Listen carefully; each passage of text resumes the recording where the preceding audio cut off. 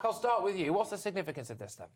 Well, this explains an awful lot, I think, given that my colleagues in Westminster were being briefed quite extensively at the beginning of the week that this report from Sue Gray was ready to go, oven-baked, I think, or oven-ready, to coin a phrase from Boris Johnson there, ready to be sent to Downing Street and then to be also published to the wider world. The Met, we were told, I was being briefed at the time, had no objection to this, and they were not calling for Sue Gray's report to be delayed.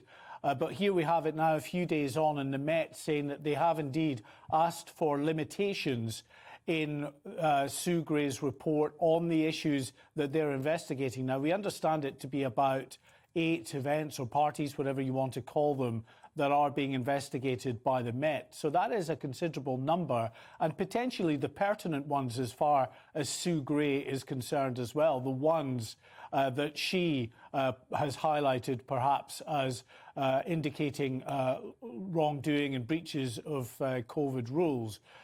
So the poor woman clearly has just been frantically trying to either redact pages or rewrite pages, probably deciding, look, do we actually publish it at this point, or do we wait for the Met? Is it worth it, given that so much of it, it seems, is going to have to be rewritten or redacted? Yeah, Mark, I'll come back to you on this one, but Tom, just to bring you in, what could be the political ramifications for this? I mean, is this Boris yet again proving to be somewhat Teflon? What do we think?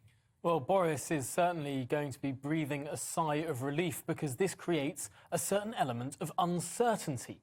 We were expecting Sue Gray's report to be being published early next week, whereas now we're not sure that it'll be published in any form before this police investigation. If I were Sue Gray, I'd be thinking, hang on, should half this report be stripped out and we present this sort of limp version of it before the Prime Minister, who then takes it to Parliament, but it's not the whole truth, it's not the full truth, it leaves out some crucial elements there? Or do we hold it back? Do we wait until the police investigation's done before the full report can come out? That's a difficult question to weigh up. And of course, the political ramification of publishing a report that is substantially reduced in its form, that has these 8 events no longer in it or only mentioned in passing, that raises questions of legitimacy of that report. It muddies all of the waters within Parliament. It no longer,